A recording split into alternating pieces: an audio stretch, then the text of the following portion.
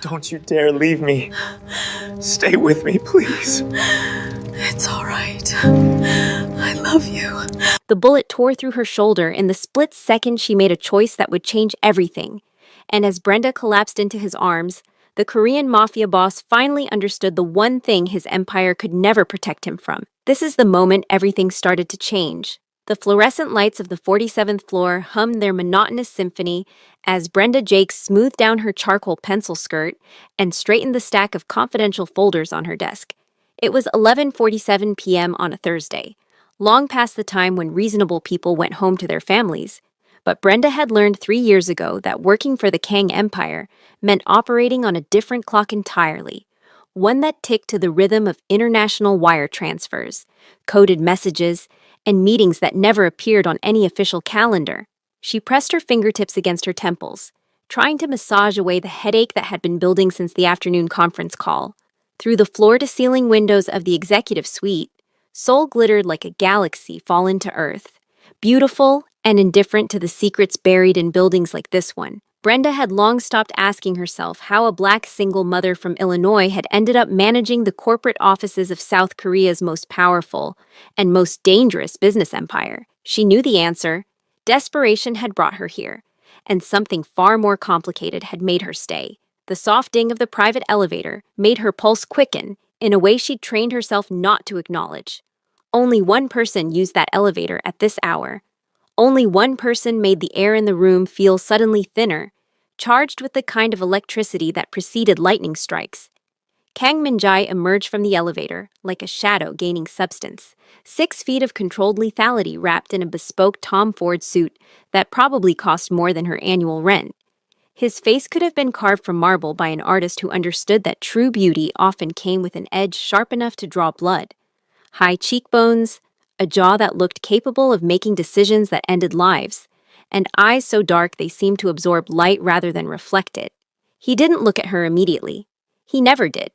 It was part of the dance they'd perfected over 3 years. The careful choreography of employer and employee, of man and woman, of predator and... what? Prey? Brenda had never been sure which role she played in whatever this was between them. The Busan Files, he said in that voice that managed to be both velvet and steel. His English was flawless, barely touched by an accent, which somehow made him more dangerous. I need them before the morning call with Tokyo. Already on your desk, Mr. Kang. Brenda gestured toward his private office without standing. She'd learned not to make unnecessary movements around him, not to draw attention to the way her hands sometimes trembled when he came too close. Translated, cross-referenced, and annotated. The discrepancies you asked about are highlighted in red. For the first time since entering, he looked directly at her. It lasted perhaps 3 seconds, just long enough for Brenda to feel the weight of that gaze like a physical touch against her skin. Just long enough for her to remember why she'd implemented her cardinal rule: never, ever let him see what he does to you. You should go home, he said, already moving toward his office. Your son needs his mother. The mention of Caleb, her 7-year-old miracle, her reason for breathing, was like cold water on whatever heat had been building in her chest. This was the other dance they did. He reminded her she had a life outside these walls, and she pretended that life was enough to make her forget the electricity that crackled in the space between them. I'll leave once you've reviewed the files, she said, her voice professionally neutral, in case you have questions. Min-jae paused at his office door, his hand resting on the brushed steel handle. For a moment, she thought he might say something else, something that would cross one of the invisible lines they'd drawn around each other. Instead, he simply nodded and disappeared into his sanctuary. Brenda released a breath she hadn't known she was holding. She reached for her phone, checking the time and the 3 messages from her babysitter, Mrs. 1. Caleb asleep. Don't worry, take your time. But time was the one luxury Brenda couldn't afford. Not in this job. Not in this life she'd built on the razor's edge between legitimacy and something far darker. Because despite the corporate veneer, despite the legal-looking paperwork, and the respectable office address, Brenda knew exactly what the Kang Empire really was. She'd known since her 2nd week, when she'd accidentally opened a file she wasn't meant to see. Since she'd decoded enough conversations to understand that the imports they discussed weren't electronics, And the distribution networks had nothing to do with retail. She'd known since the night she'd watched Minjai wash blood from his hands in the executive bathroom, his face as calm as if he'd been washing away ink instead of evidence. She should have run then. Any sane woman would have grabbed her son and disappeared into the night. But Brenda had learned long ago that sanity was a luxury for people who had choices, and she'd made hers the moment she'd looked into Minjai's eyes that night, and he'd said, with devastating simplicity, "Now you know. The question is, can I trust you?" She'd said yes. God help her, she'd said yes. The sound of shattering glass exploded through the office. Brenda's head snapped up, her heart lurching into her throat. Through the open door of Minjai's office, she could see him standing perfectly still, staring at something on his computer screen. Around his feet, a crystal tumbler lay in pieces, expensive whiskey spreading across the marble floor like blood. "Mr. Kang?" She was on her feet before conscious thought, moving toward his office even as every instinct screamed at her to run in the opposite direction. He didn't turn around. His voice, when it came, was colder than she'd ever heard it. "Get out!" "Sir, what? Get out!" Each word was a bullet. "Go home to your son, Brenda. Now!" The use of her first name, so rare it felt like an intimacy, only amplified the wrongness of the moment. Something had shifted. Something had broken. And in the 3 years she'd worked for Kang Minjai, she learned that when things broke in his world, people bled. "Welcome back, my beautiful family and friends. I have missed you all. Missed all the experiences we've been growing with. It's been a rough ride, but trust me, we're getting everything back and running. So stick around. I need your support on YouTube now more than ever. Thank you specially for sticking around to this very moment. If you're hooked in and you're ready to enjoy this story, click subscribe and let me know in the comments where you're watching from. Because tomorrow, I will be giving you another story just as interesting as this one, and you don't want to miss it. Now, back to the story. But Brenda didn't move. Something in the rigid set of his shoulders, in the way his hands had curled into fists at his sides, kept her frozen in the doorway. "What happened?" "This doesn't concern you." But his voice had lost some of its edge, replaced by something that sounded almost like fear? No, Kang Minjai didn't fear anything. That's what made him who he was. "Then why can't I leave?" The question escaped before she could stop it, before she could remember her place, her role, the walls they'd so carefully constructed. He turned then, and what she saw in his face stole the breath from her lungs. Rage. Yes, she'd expected that. Minjai wore rage like other men wore cologne. But beneath it, threaded through it like gold through rock, was something raw. Something that looked dangerously close to desperation. "Because," he said, closing the distance between them in 3 long strides, "in approximately 48 hours, someone is going to try to kill me. And if you're anywhere near me when they do, you'll die too." The words hung in the air between them, heavy with implications that made Brenda's mind race. She should feel afraid. She should be calculating the fastest route to her apartment, the quickest way to pack Caleb's things and disappear. Instead, she heard herself ask, "Who?" A ghost of a smile touched his lips. There and gone so fast she might have imagined it. "That," he said softly, "is the wrong question, Brenda." "Then what's the right one?" He was close enough, now that she could smell his cologne, something expensive and understated that probably had a French name she couldn't pronounce. Close enough that she could see the silver threading through the black hair at his temples, the tiny scar above his left eyebrow that she'd always wondered about. Close enough that the air between them felt combustible. "The right question," Minjai said, his eyes searching hers with an intensity that felt like drowning, "is whether you'll help me stop them." And there it was. The moment Brenda would look back on later and recognize as the point of no return. The moment when she should have said no, should have protected herself and her son, should have chosen the safe path she'd worked so hard to build.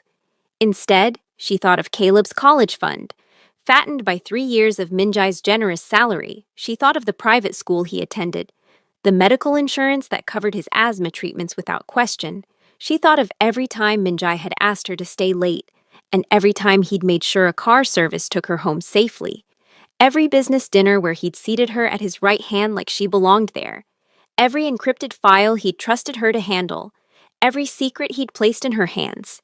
Have you ever stood at a crossroads where every choice felt both right and wrong at the same time? Drop a comment below. I'd love to hear about your moment of impossible decisions.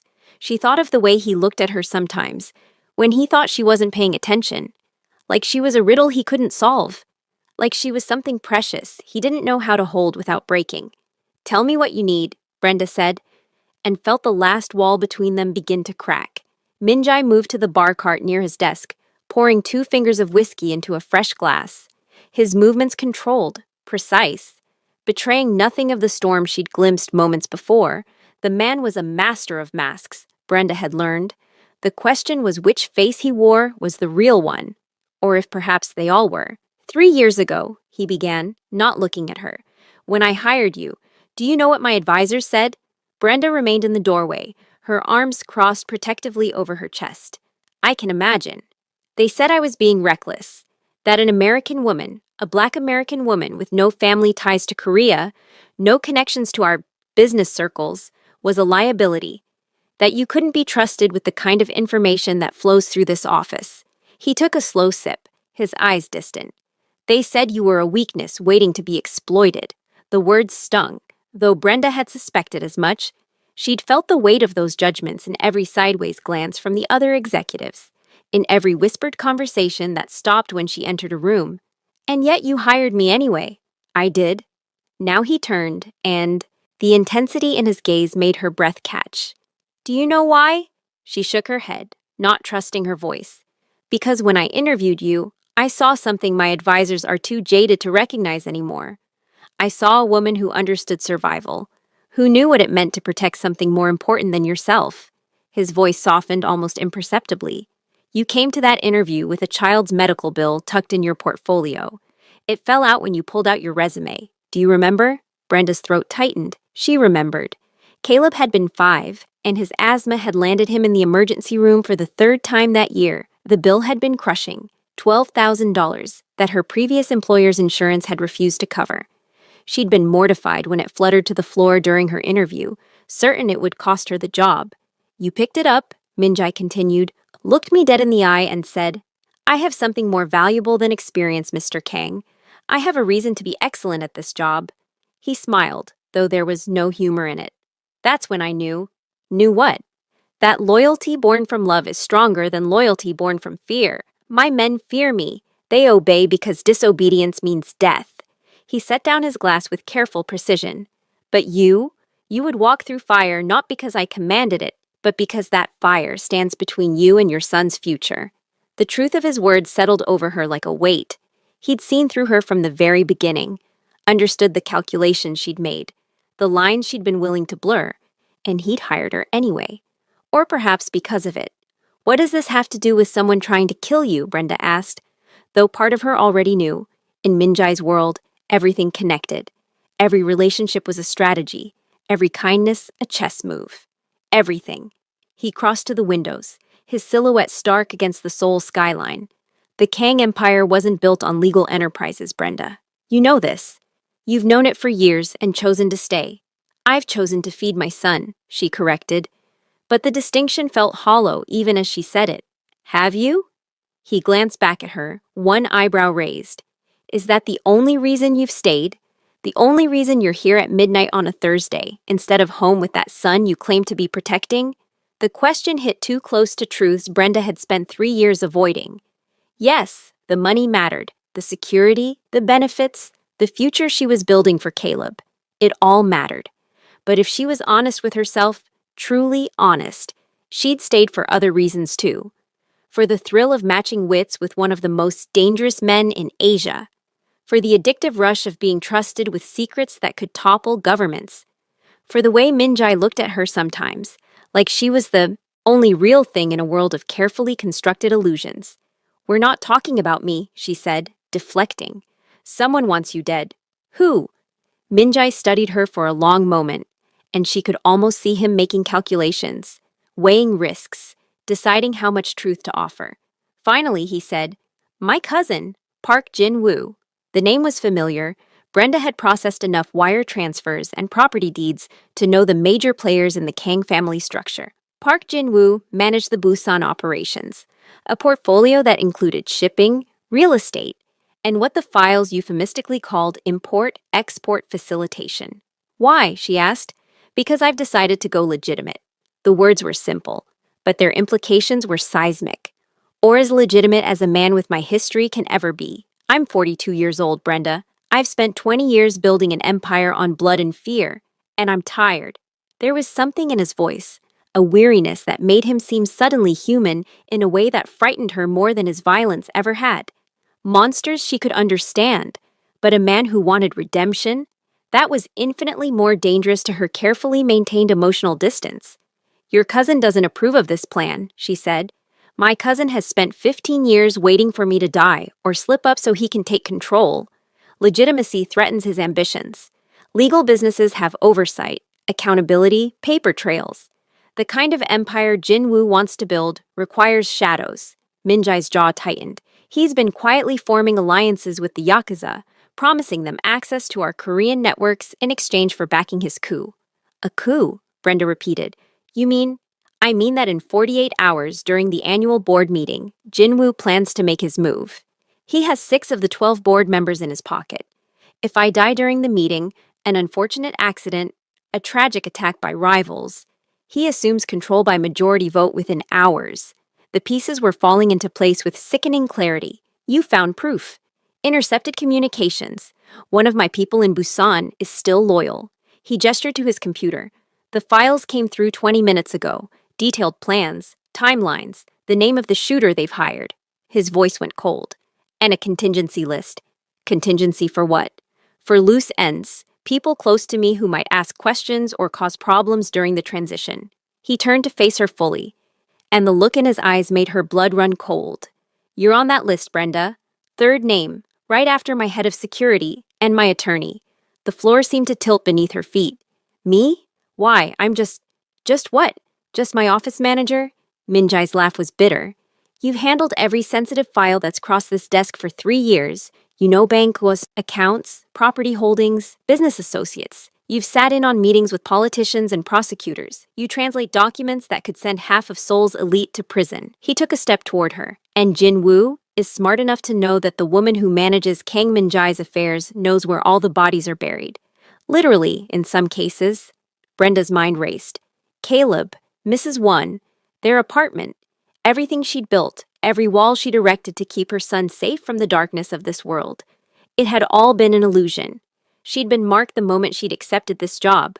Maybe even before that, the moment Min-jae had looked at her across that interview desk and seen something worth protecting. Or worth using. So, what do you want from me? Her voice came out steadier than she felt. You said you needed my help. How can I possibly help you stop an armed coup? Min-jae reached into his desk drawer and pulled out a flash drive, holding it up to the light. This contains copies of everything. Financial records, communications, video surveillance from our properties showing Jinwoo's meetings with Yakuza operatives. Enough evidence to destroy him and everyone backing him. Then use it. Expose him before the meeting. It's not that simple. If I move against Jinwoo directly, I start a war. The families backing him won't accept his removal without retaliation. Blood will spill across 3 countries. His fingers closed around the flash drive. But if he makes his move and fails, if his coup attempt is documented and witnessed by neutral parties, then I can eliminate him with the full support of the Syndicate Council. Self-defense, justified response, no war. The strategy was ruthless and elegant, exactly what she'd expect from Min-jae. But there was a piece missing. Where do I fit in? I need someone I trust absolutely to hold this insurance. Someone who isn't connected to the family, who can't be bought or intimidated by Jinwoo's people. He held out the flash drive. If something goes wrong at that meeting, if Jinwoo succeeds, I need you to take this to Agent Park Soo-jin at the National Intelligence Service. She's been building a case against the Yakuza for years. This would give her everything she needs. Brenda stared at the small piece of plastic and metal like it was a live grenade. You're asking me to betray your own family, to destroy the organization you've spent 20 years building. I'm asking you to survive. His voice was rough, raw with something that sounded almost like emotion. If I'm dead, the empire doesn't matter anymore. But you have a son, a life, a future that has nothing to do with my sins. He pressed the flash drive into her palm, his fingers warm against her skin. Promise me. If I die, you take Caleb and run. You give this to Agent Park and disappear. The weight of the drive seemed impossibly heavy. Brenda looked up at him, really looked, and saw past the carefully constructed armor to the man beneath. A man who'd killed, yes, who'd built an empire on fear and violence, but also a man who'd hired a desperate single mother and paid for her son's medical care, who sent her home in cars at midnight and never once made her feel unsafe despite the power he held over her. A man who was, she realized with dawning horror, trying to protect her even as his world collapsed. "And if you don't die," she whispered, "if this plan works and you survive?" Something flickered in his eyes. Hope, maybe, or just the reflection of city lights. "Then maybe," he said softly, "we can talk about why you really stayed." The air between them felt charged with 3 years of unspoken things, of glances that lasted too long, and touches that were too careful. Brenda had spent so long pretending there was nothing between them but professional obligation, that she'd almost convinced herself it was true. Almost. "I stayed," she said, and her voice was barely audible. "Because my son needs stability. Because you pay well. Because?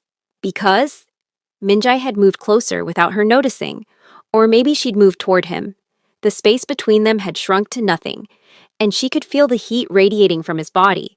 "Because you see me," she finished, and the admission felt like standing naked in front of him. Not just the single mom, not just the employee, you see, me. For a moment, just a heartbeat, his mask slipped entirely. She saw longing there, and loneliness, and a hunger that had nothing to do with power or control. His hand lifted, almost of its own accord, reaching for her face. Then his phone buzzed, shattering the moment like a stone through glass. Minjai stepped back, the wall slamming back into place so fast Brenda almost doubted they'd ever fallen. He checked the message, his face hardening. "My security team. They've picked up unusual activity near your apartment building." Ice flooded her veins. "Caleb, I'm sending men there now, but you need to go. Pack light. Whatever you and your son need for a few days. You're staying in one of my safe houses until this is over. I can't just disappear. My son has school. You have 48 hours to stay alive." Minjai cut her off, his voice hard as stone. "School doesn't matter if Jinwoo's people decide you're easier to eliminate before the meeting than after. Go, now." He was right, and they both knew it. Brenda closed her fist around the flash drive, feeling its edges bite into her palm. "What about you?" "I'll do what I've always done." His smile was sharp as a blade. "I'll survive." She wanted to say something more, to acknowledge what had almost happened between them, but the moment was gone, replaced by the cold calculus of survival. She turned toward the door, then paused. "Minjai?" It was the first time she'd used his given name. His eyes widened almost imperceptibly. "Don't die," she said simply. His response was quiet, almost too quiet to hear. "I'll try not to." The safe house was nothing like Brenda expected. She'd imagined something sterile and cold, a concrete bunker with barred windows and armed guards. Instead, Minjai's driver had brought them to a modern apartment in Gangnam, all floor-to-ceiling windows and minimalist furniture that probably cost more than her entire yearly salary. Caleb was asleep in the master bedroom, his small body curled around his favorite stuffed elephant. Mrs. Wan had been surprisingly cooperative when Brenda called with a vague story about a work emergency requiring them to relocate for a few days.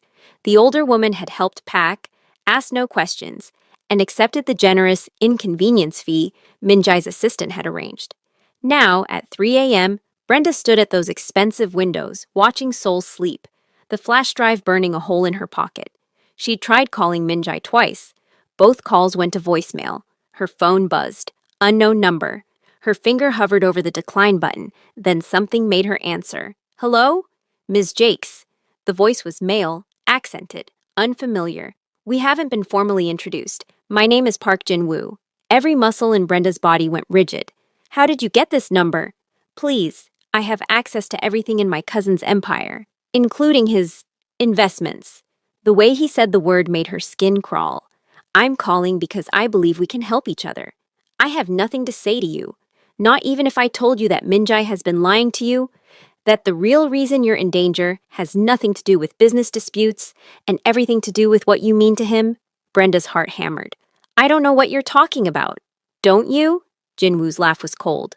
"My cousin is many things, Miss Jakes, but sentimental isn't usually one of them. Yet he's hidden you away like treasure." protected you, paid you triple what your position warrants. Why do you think that is? Because I'm good at my job. Because you're his weakness. The one thing in his entire empire he can't afford to lose. A pause. Did he tell you about his wife? The word hit like a physical blow. His... what? Ah, I see he didn't mention her. Minseo. Beautiful woman. She died 8 years ago. Car accident. Or so the official report claimed. In truth, she was targeted because someone wanted to hurt Minjai. And they succeeded. Jinwoo's voice softened with false sympathy. He swore he'd never care about anyone again. Never give his enemies that kind of leverage. And yet here you are. Brenda's mind reeled. A wife. Minjai had been married, had loved someone enough to be destroyed by losing her. Here's my offer, Jinwoo continued. Give me what he gave you. The flash drive, the files, whatever evidence he's collected. In exchange, I'll ensure you and your son disappear safely. New identities, new country, enough money to start over. You'll never have to look over your shoulder again. And if I refuse, then you'll die at that board meeting. Not because I want to kill you, Miss Jakes, but because as long as you're alive, you're a threat. You know too much. And my cousin, he sighed, my cousin will watch you die and blame himself, just like he blamed himself for Minseo. The difference is this time, I'll make sure he follows you into the grave shortly after. The line went dead. Brenda stood frozen, the phone still pressed to her ear. A wife. 3 years of working beside Minjai, of late nights and stolen glances, and moments that felt suspended in amber, and she'd never known. Had never seen a wedding ring, never heard him mention anyone. But then she'd never asked about his personal life. Had never pushed past the professional boundaries they'd maintained. Because asking meant opening doors, and opening doors meant admitting there was something between them worth naming. Her phone buzzed again. This time, it was Minjai. Are you safe? No greeting, just the question. Jinwoo called me. She heard his sharp intake of breath. He knows about the flash drive. He knows I'm here. A string of Korean curses, low and vicious. I'm coming to you. Lock the doors. Don't open them for anyone but me. Minjai, wait. But he'd already hung up. Brenda checked on Caleb. Still sleeping, peaceful, unaware that his mother's choices had put them both in the crosshairs of a war between monsters. She tucked the blanket around him, kissed his forehead, and whispered a prayer she wasn't sure anyone was listening to. Then she went to the living room and waited, the flash drive in one hand and her phone in the other, for the man with secrets to arrive and explain why she'd never been just an employee at all. Minjai arrived 30 minutes later, flanked by 2 security guards who positioned themselves outside the apartment.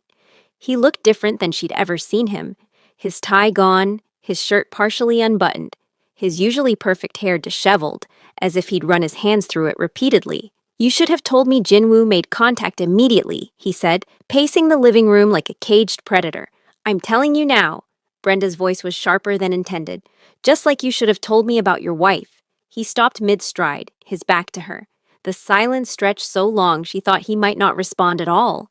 Minseo. Her name on his lips sounded like a prayer and a curse. She wasn't supposed to be part of this world. I kept her separate, protected. Or so I thought. He turned, and the anguish in his eyes was naked, unguarded. They took her from me to prove a point, that no one in my position gets to have normal things. Love, family, peace. Who took her? The Yakuza clan I was at war with at the time. They've since been dealt with. But the lesson remained. His jaw tightened. I swore I'd never let anyone close again, that I'd never give my enemies ammunition. Then why did you hire me? The question escaped before Brenda could stop it. Why keep me around if I'm such a liability? Because I'm apparently a fool who can't follow his own rules. The admission seemed dragged from somewhere deep. You walked into my office with your son's medical bills and your impossible dignity, and I couldn't look away. The air between them felt electric, dangerous. Minjai, I know what you're going to say, that this is inappropriate, that I'm your employer, that you have a son to think about. He closed the distance between them. But Jinwoo was right about one thing. You aren't just an employee. You haven't been for a long time. Brenda's heart pounded so hard, she thought it might break through her ribs. Then what am I? The reason I'm trying to go legitimate. The reason I wake up and think maybe there's more to life than empire and violence. His hand lifted, hesitant. And this time when he touched her face, she didn't pull away.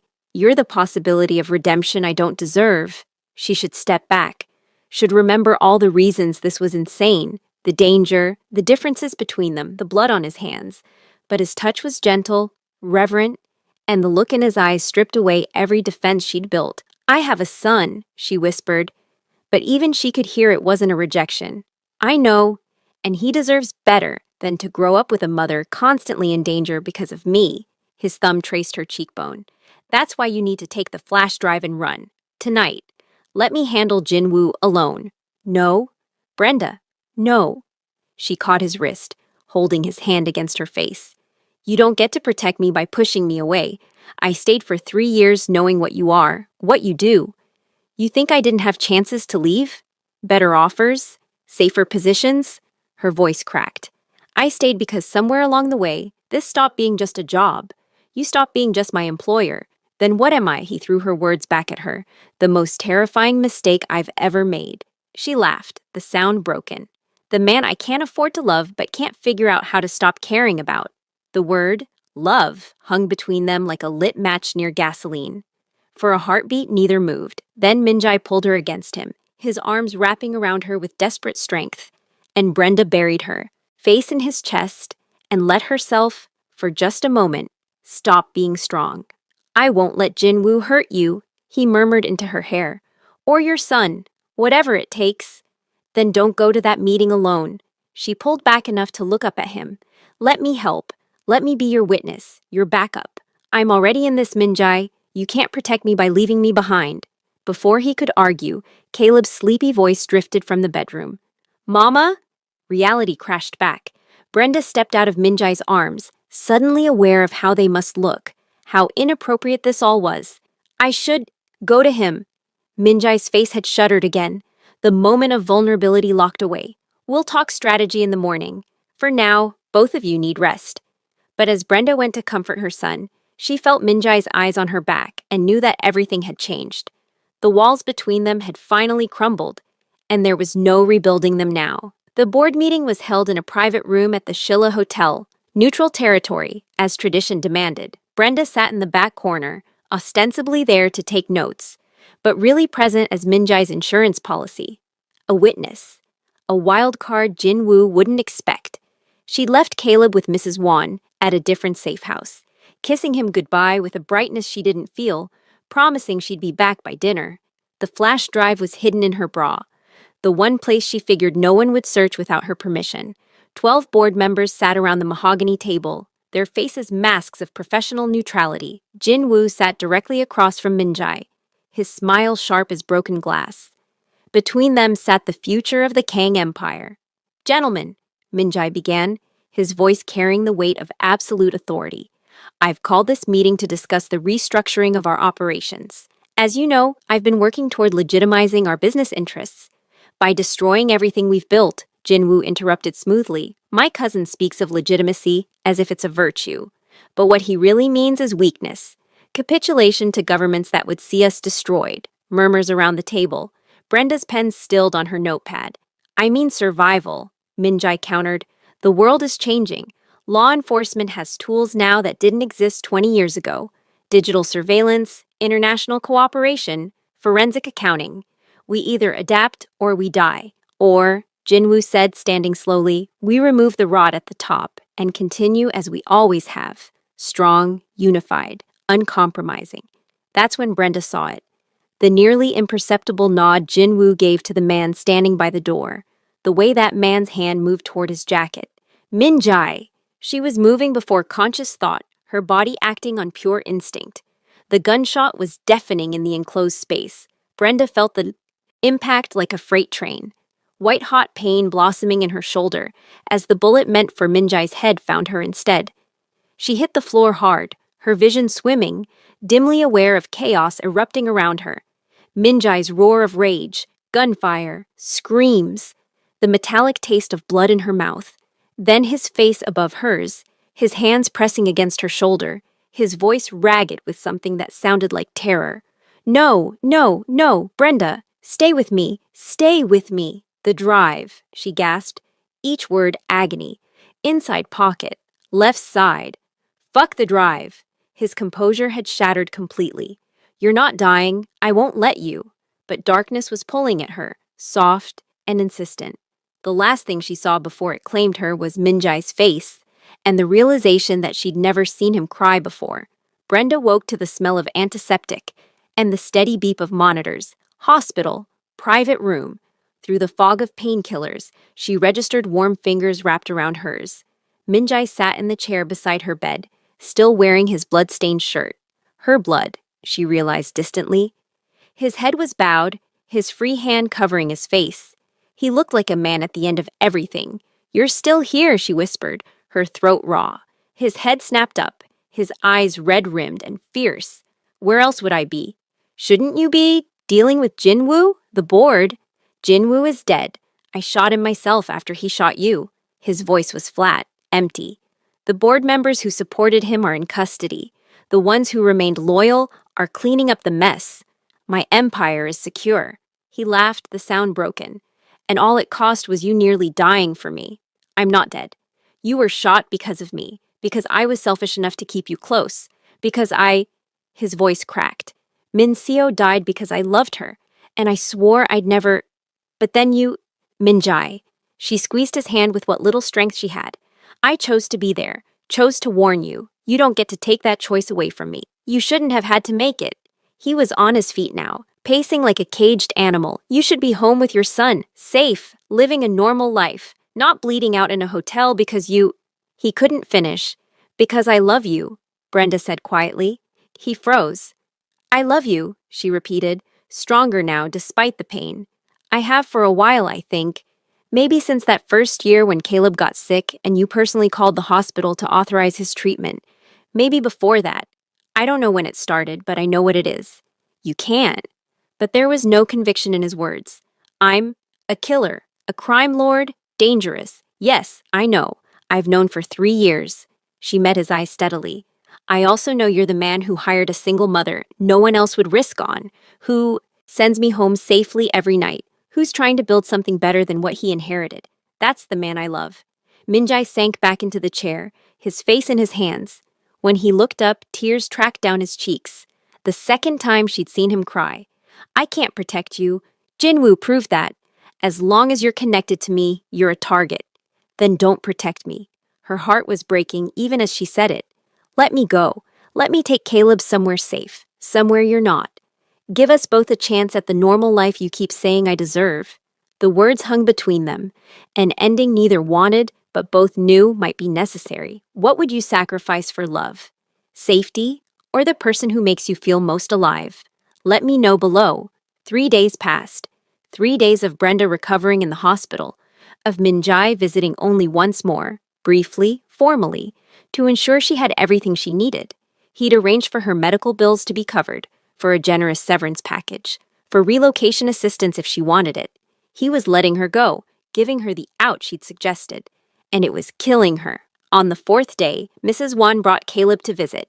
Her 7-year-old burst into the room with the resilience of childhood, his fear quickly replaced by fascination with the hospital equipment. "Does it hurt, Mama?" he asked, staring at her bandaged shoulder. "A little, baby, but I'm okay. Mrs. Wan said you were a hero, that you saved someone important." His eyes, so much like his father's, though that man had never bothered to stick around, were wide with admiration. "Like a superhero." Brenda's throat tightened. "I just did what I had to do. That's what heroes do, though." Caleb climbed carefully onto the bed beside her. "They do the hard thing because it's right, even when they're scared." Out of the mouths of babes, Brenda held her son close, breathing in his little boy's smell of soap and playground dust, and realized something fundamental. She'd been trying to protect Caleb by playing it safe, by keeping her distance from Minjai, by building walls. But what kind of lesson was that teaching him? That love wasn't worth the risk? That you should run from the hard things? Her own mother had run, from Brenda's father, from responsibility, from anything difficult. And Brenda had spent her whole life determined to be different, to stay, to fight. When had she forgotten that? After Caleb left, Brenda sat up despite the pain, reached for her phone, and made a call. "I need to see him. Tonight, at the office." Minjai stood at his windows, staring out at Seoul like he had the night this all began. He didn't turn when she entered, even though he must have heard her. "You should be resting," he said to the glass. I should be a lot of things. Brenda crossed the office, each step sending twinges through her shoulder. But mostly, I should be with you. Now he turned, his expression carefully neutral. Brenda, I know what you're doing. You're pushing me away to protect me. Very noble, very self-sacrificing. She stopped in front of him. Also very stupid. I almost got you killed. No, Jin Woo almost got me killed. You gave me a choice, and I made it. I'd make it again. She reached up with her good arm, touching his face. I love you, Minjai. Not despite the danger, not ignoring who you are. I love you because I see all of it, the darkness and the light, and I choose it anyway. What about Caleb?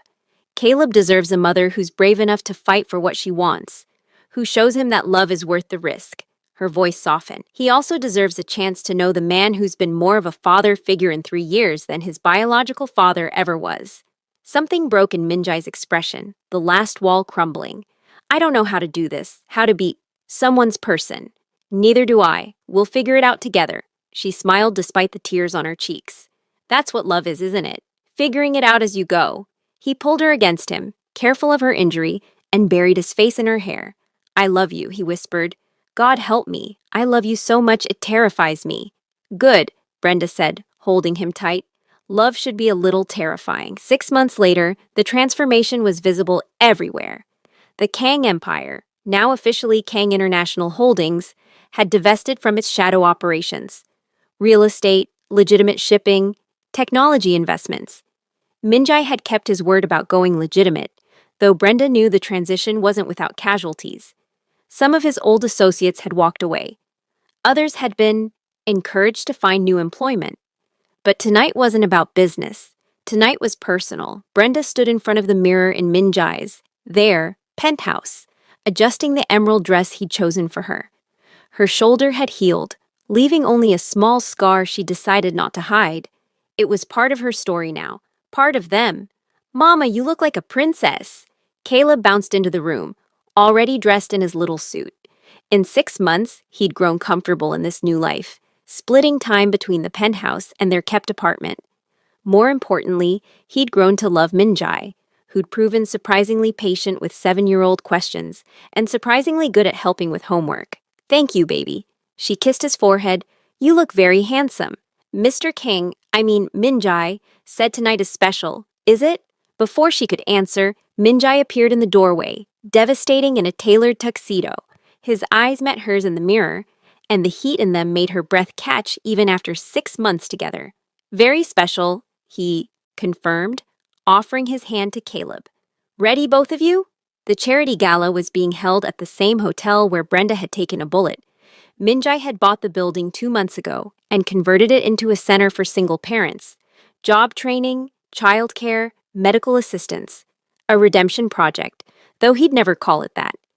As they entered the ballroom, cameras flashed. The press had been fascinated by their story. The crime lord going legitimate and the woman who changed him. Brenda had learned to tolerate the attention, though she preferred the quiet moments between them. Midway through the evening, Minjai led her onto the balcony, away from the crowds. Seoul glittered below them, the same view they'd had from his office that night. Everything changed. I have something for you, he said, pulling a small box from his pocket. Brenda's heart stopped. Minjai, I know what you're going to say, that it's too soon, that we should wait, that Caleb should be consulted. He opened the box, revealing a ring. Simple, elegant, perfect. But I've waited 30 years to find you. I'm not waiting anymore. You haven't actually asked me anything yet, she pointed out, laughing through sudden tears. He dropped to one knee, and the great Kang Minjai, former crime lord, current business mogul, the man who'd killed to protect her, looked up at her with absolute vulnerability. Brenda Jakes, will you marry me? Will you let me spend the rest of my life trying to deserve you? Yes. The word came without hesitation. Yes, 1,000 times, yes. He slipped the ring onto her finger, stood, and kissed her with a passion that still made her knees weak. When they finally broke apart, she saw Caleb watching from the doorway, grinning. Does this mean Minjai is going to be my dad for real? He asked. Minjai knelt down to Caleb's level. Only if you want me to be. Caleb threw his arms around Minjai's neck. I want that. I want that a lot. And Brenda, watching the two people she loved most in the world embrace, finally understood what redemption looked like. It wasn't about erasing the past. It was about building something better from the ruins. 1 year later, Brenda stood in the nursery of their home, rocking gently as she cradled their daughter, Min-hee, named for Min-jae's late wife, with Brenda's blessing. Some loves didn't compete. They coexisted, honoring what was while embracing what could be. The room was painted soft yellow, filled with both Korean and American touches, a visual representation of the life they'd built together, blended, complicated, beautiful. Min-jae appeared in the doorway, Caleb riding on his shoulders despite being almost too big for it. Her son, their son now, officially adopted 3 months ago, giggled as Min-jae pretended to stumble. "Careful with him," Brenda chided gently. "I'm always careful with our family," Min-jae replied, and the word "our" still sent warmth through her chest. He'd kept his promise. The empire was legitimate now, though Brenda knew his reputation still preceded him. Some fears, once earned, never fully disappeared. But he wielded that reputation differently now, protecting rather than threatening, building rather than destroying. After tucking Caleb into bed with a story about a brave knight and a fearless queen, they returned to the nursery. Min-jae took Min-hee from Brenda's arms, his large hands gentle as he laid their daughter in her crib. "Do you ever regret it?" he asked quietly, watching their daughter sleep. "Choosing this life, the complications, the scrutiny, the—" "Never." Brenda wrapped her arms around him from behind. "Not for a single moment." He turned in her embrace, his forehead resting against hers. "I spent so many years thinking I didn't deserve happiness. That redemption wasn't meant for men like me. And now? Now I wake up every morning next to you and think maybe grace isn't something you earn.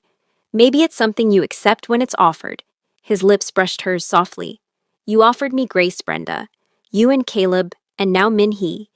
You gave me a family when I thought I'd lost the right to have one. You gave me something too," she said. "You saw me, really saw me, when everyone else just saw a struggling single mom. You gave me purpose, partnership, passion. You gave me a love story I never thought I'd have." They stood together in the soft glow of the nightlight, their daughter sleeping peacefully, their son safe down the hall, and the city they'd claimed as theirs spreading out beyond the windows. The journey from that first night in his office, when she'd been just an employee and he'd been just her dangerous boss, to this moment had been anything but simple. There had been bullets and blood, secrets and sacrifice. There had been fear and fury, and moments when the easy choice would have been to walk away.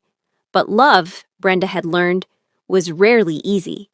It was brave. It was choosing to stay when running would be safer. It was taking the bullet, speaking the truth, fighting for the future you wanted even when the